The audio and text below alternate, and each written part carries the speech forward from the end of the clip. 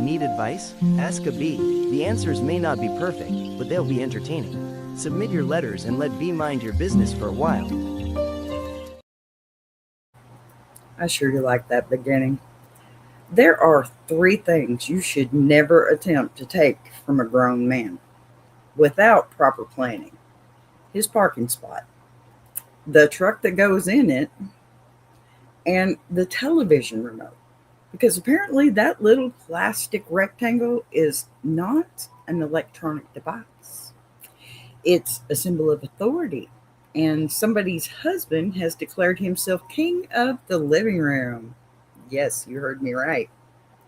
Listen, let's get into it. A boss be rising, baby TV's igniting, turn the volume up, yeah the whole world's invited. From the gravel roads to the neon dreams, she built an empire out of broken wings. Boss be rising, sky ain't even the ceiling when she hits go live, everybody feels it.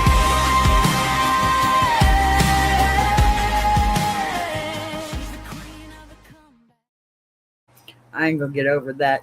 I got my big screen on, and that's a brand new intro. Y'all got to give me some love for that mess because that is awesome.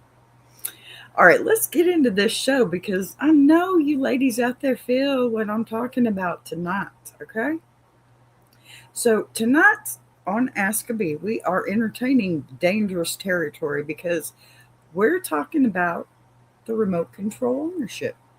Specifically, what happens when one person in a marriage decides the remote belongs exclusively to them and everybody else in the house is merely a guest watching whatever happens to appear on the screen for the next 12 seconds, right? Our writer says her husband insists he is not controlling, which would probably be easier to believe if he could leave one channel alone long enough for anybody to learn the main character's name. Mhm. Yes, she has seen the beginning of hundreds of dozens of documentaries. What does she say? Countless sporting events, several weather forecasts, and possibly half of a cooking show. But she has absolutely no idea how anything ends. So before she buys another television and starts competing living room for bedroom, like me. Let's hear her case. All right, let's hear this letter. Let me read this to you real quick. All righty. Dear B, I love it when it starts like that. I love my husband, but I believe the television remote has given him a level of power no ordinary human being should possess. He's he refuses to let anybody else hold it. Okay? Not sometimes, not when he gets up, not when he goes to the kitchen. The remote travels with him like it contains nuclear launch codes. Yours too? Sorry. If I reach for it, he immediately wants to know what I'm doing. What am I doing? I'm trying to finish the program we started 14 minutes ago. He says he is not controlling, but I have noticed that people who announce they are not controlling are often saying it while physically controlling something. In this case, it is the entire television.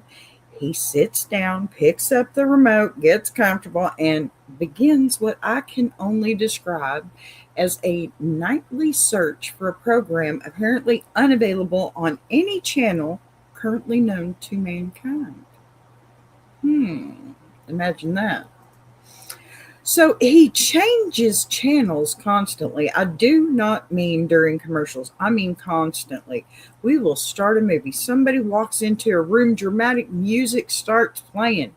And right when it looks like we are about to learn what everybody has been acting suspicious about, he changes the channel.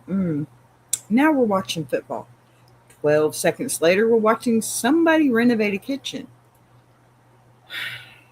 It's like a window into my own home. So then the news, then a shark documentary, Then another movie that apparently started 45 minutes ago. Yeah. Then back to football. Except now it is a completely different game. hmm Tell me, ladies, in the comments, do you have this? I have one of these, yes. At this point, I have watched the first 10 minutes of approximately 200 movies and the middle 7 minutes of another 400. Wow. I know everybody has a problem, but I never find out whether they solve it. I have been, or I've seen people discover mysterious letters, hear strange noises upstairs, fall in love, get kidnapped, find treasure maps, and receive devastating phone calls. I have no idea what happened afterwards because my husband needed to see what else was on. Mm-hmm. Yep. Tell me, ladies, y'all too. The worst part is that if I finally find something I actually want to watch, he suddenly becomes very interested in checking every other possibility available before committing to it. I can see why. I have tried asking nicely. I have tried suggesting we choose something together. That doesn't work. I have even asked him pardon me, exactly he is searching for, and he says, "I don't know. I'm just looking." B, how do you find something when you don't know what you're looking for? I'm starting to think there is no destination. Amen, sis. The surfing itself is the entertainment. Meanwhile, I am developing emotional attachments to characters I will never see again. Oh, that's tragic. Last week, I got invested in a woman trying to save her family business, and before I could find out whether she succeeded, I was watching a man catch a catfish. Now, see, I probably would watch the catfish, but that's just me. I have considered buying a second remote, but I suspect he would hide the batteries. So now I'm considering the only reasonable alternative left, buying my own television and establishing an independent nation somewhere else in the house. The bedroom. Yeah, yeah. Is this normal married behavior? B, or have I spent years living under a remote controlled dictatorship without realizing it? Signed, Channel Surfer's Widow. Oh my. Alrighty. You know what? Y'all think about that for a minute. Boss D reacts. Because somebody has to supervise the internet, and apparently that somebody is B. Yeah, you know it's me. All right, that's crazy. That is so crazy. What do y'all think? Tell me about this, okay? What do y'all think? Hmm? The sacred remote, right? When did the remote become personal property in the first place? Somewhere along the way, the television remote stopped being a household object. How does that happen? And it becomes this plastic tiny little throne, kind of, like an altar almost. I mean, you just don't really know what to call it, but one person, just one, claims it, keeps it beside them, carries it when they leave the room. Yes, dear, I know that situation. And somehow remains in charge of the television even when everybody else is watching too. Yeah. Is remote possession really 9/10 of the law? It's a good question, right? And why can handing somebody else the remote feel like surrendering control of the entire evening? Seriously. I mean, inquiring mind here wants to know. And what's with when you try to suggest, hey, let's watch something we all want to see? All of a sudden it's a action movie or some guy thing, and it's a guy and a bunch of girls, or it's just ridiculous. Watching, okay, versus surfing. Let's get into that part because this is only a 30-minute show. Listen, are we watching television or shopping for television? That's my question here. There are people who turn on the television because they want to watch a particular program. And then there are people who seem to enjoy searching for something to watch more than actually watching anything. I'll be honest, when it comes to YouTube, especially, I'm the first one to be surfing through. But I've got subscriptions. I've got people that I watch daily that come up every now and then or come up all the time, like me. Because, yeah, I know I post too much, but hey, I'm trying to fix that. Excuse me. I got my Beyonce going. It's hot in Texas, y'all. Yeah, I got hair everywhere too. So they find a perfectly good movie, right? They stay for 5 minutes and then suddenly they're convinced that something better might be happening 3 channels away. At what point? I'm just asking if anybody knows this. Let's see. Hi, how are you, Crystal? Thanks for being here. Maybe you know. At what point does channel surfing stop being the way you find entertainment and become the entertainment itself? That's my question. Probably for all husbands that have control of the remote control. Because it's almost as if, well, if I just watch a little clip, I know the whole story. Is that the case? Truly, train me. Because if that's the case, there are so many shows that I wanted to see I didn't get to see before. Let me know, okay? Here's the thing with me, though.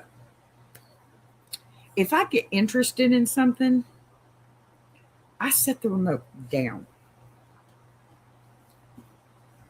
I know for a fact that a lot of the men in my life have never, in fact, set the remote down until after they've hit the off button.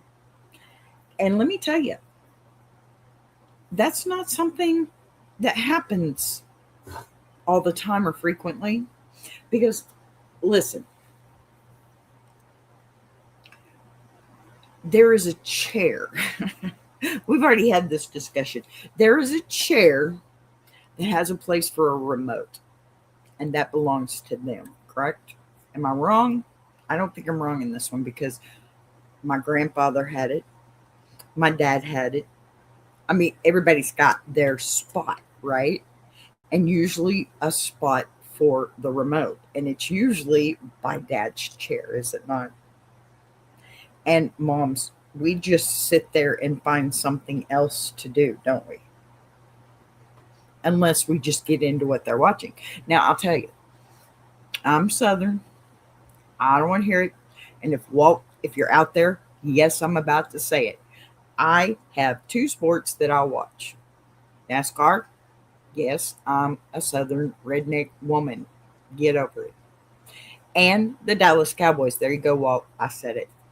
Listen, I will sit and watch that with him. But if there is anything else on, usually I'm in my computer doing videos because I'm just not a politics type of person. I'm just not. I have more fun watching all these other people that I started with here on YouTube making their stuff move, helping them. That's my thing. I'm not a TV person. If I watch TV, it's my friends and teammates and everything in their shows. And sometimes my own to see what I can fix. But, I mean, sure. Look, I got a remote. This one's mine. My TV's right there. And I guarantee you, if I turned my camera around, you would see that that's me up there. I'm watching my own show to see how my video is running.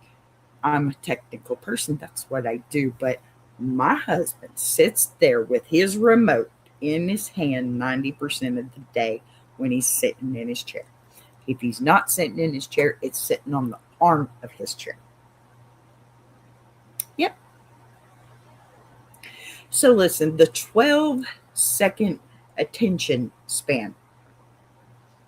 Why can't some people leave the channel alone?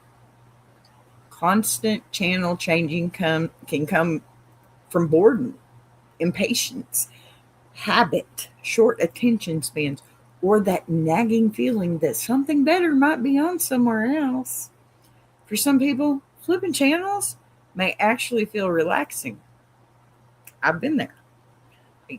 Right before going to bed, flipping through videos. Just, I don't know, put something up that'll make me go to sleep. Put something up that's boring as hell, right? It's relaxing. But they're actively doing something instead of passively watching. That's the problem, right? But for the person sitting beside them trying to follow a story, it's like trying to read a book. While somebody turns the page every 12 seconds, can you two completely different television watching styles peacefully coexist on the couch? Not in my house. Definitely, definitely not in my house. Think about it. These scopes are brought to you by Earl's Skeeter Yeeter 3000. If it don't get rid of the mosquitoes, it'll definitely get rid of the neighbors. I just love my little ads. They're just fun. They give me a little second to grab me a drink. So the tiny household power struggles, right? It's rarely just about the remote. The remote belongs to the same strange category as the thermostat or the truck or, deciding where to eat, choosing what route to drive. And before you say, yes, the thermostat is mine, I am telling you right now, I'm 55 next month. The thermostat is mine and don't you touch it. Got it? Good. Now, choosing what route to drive, controlling the music in the car, picking which side of the bed belongs to whom, or deciding what everybody watches together. They're tiny, everyday decisions that shouldn't matter very much until the same person always seems to be making them, right? All those decisions. When does a harmless preference become control? And when does an ordinary disagreement become a reoccurring household power struggle? It's a remote control. It's a television show. Do something else. Get creative. Look, my ruling on this one, honestly, who gets custody of the remote? I'll be honest with you. I'm going to say this plain and as clear as I possibly can. In my household, if he's not in the room, it's fair game. But you best believe as soon as he comes back, he's going to get it right back. He can go take a shower. Here you go. He can go outside and do something. Here you go. And that's just the way it works in my house. 34 years with a man, you'll learn his little idiosyncrasies, I guess you could say. Look, y'all, you do what you got to do, right? That's why I have a TV the same size in my bedroom with me on it. And that's not because I'm self-centered, okay? That's because I'm OCD about my videos, right? Y'all know what I'm talking about. So does Channel Surfer's widow accept that this is simply how her husband enjoys television and learns to live with the flipping? Should they negotiate actual shared custody, her show, his show, designated remote time, or, I don't know, some kind of household ceasefire? Or has that marriage reached the point where preserving domestic tranquility requires the ultimate solution? That's this house. Yeah, 2 televisions, 2 remotes, separate programming, and everybody lives happily ever after. Truth. Facts. I swear it. I do. Y'all, I can't get over my ads. They're just fun. And there's just 20 billion in here, so y'all check it out. This segment is sponsored by BTAR. Predicting poor decisions before they happen since this morning. BTAR. The future looks questionable. Too cute, right? Whatever. Anyway, I have to give you more ruling here. If you have watched 200 beginnings and like 0 endings, you are no longer watching television. You are being shown previews against your will. And I mean, talk about spoiler alerts. They are all spoiler alerts, right? That remote belongs to the household, not to the one person with the fastest thumb. And marriage should not require a custody agreement for a device powered by 2 AAA batteries. Do you think? Give the man his surfing time. Give yourself uninterrupted, hey, I got it that time, watching time in your own room with your own TV, your own remote, okay? These problems are not big problems. And if peaceful negotiations fail, I fully support establishing a second television territory. I can't help it. Where movies are actually permitted to reach the credits. And look, the best part is you like the credits. Read them, right? No. Because sometimes compromise means sharing the remote, y'all. Share it. And sometimes compromise means watching separate televisions. There's a television in every room in my house. I guarantee you most of you have the same setup. Just move to a different room. It ain't going to make any difference. You know what, ladies? That's the best time to find a room in your house and make it yours. They got the living room. You might as well have your own she shed kind of room, right? I said she shed, not she. So, you know, meet up in the kitchen for family time because obviously the living room's too loud too. We know he's deaf. We talked about that on the last show. So, 2 people who still love each other very much can coexist without fighting over remote control. Okay? Listen. It's not that hard. It truly isn't. All you have to do is get along. And maybe there is a show you both could like together. Maybe during all his surfing, you could pay attention and do what I did. Start asking him questions just as soon as he turns it. Don't give him time to listen to it or watch it. Okay? Make sure you're louder than the TV. Yeah, it's okay. He doesn't watch this. Just turn the damn TV down and listen. Y'all, just get along, would you please? Oh my goodness. Seriously. The remote control is not a family crisis. The front room does not have to be a family room. Your room can have the same size TV he has with a remote control. And yes, it's Roku. And yes, I'm good like that. Listen,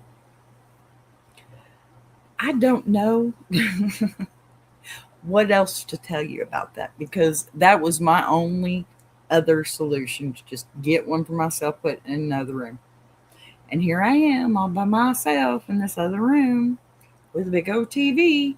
And when I shut this thing down, I'll be watching whatever I want to watch, which is probably this video again so I can edit it and make it better for the next show, right? All right, y'all. You know what? I know it's only a half-hour show, though. I'm trying to keep to it. Yes, I've only been up here 23 minutes and counting. I am trying to make it go further. But let me tell you, I'm liking getting back to this every night again. I hope you guys show right back up again. And until next time, mind your business when you should. Speak up when you shouldn't. That's me. If you change the channel right before we find out who did it, there may be consequences. Y'all, this has been Ask a Bee, and I want y'all to go over there and check out my buddies at Tuber Chat. It's been good, as usual. Love y'all. Buzz you later.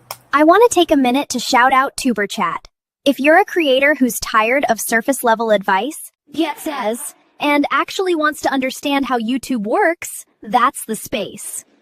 It's real conversations with real creators who are in the trenches, building channels, testing ideas. No posturing, no gatekeeping, no fake guru energy, just people sharing what's working, what isn't, and why. If you're serious about growing, learning, and not doing this alone, check out Tuber Chat. The link is in the description. Boss be right.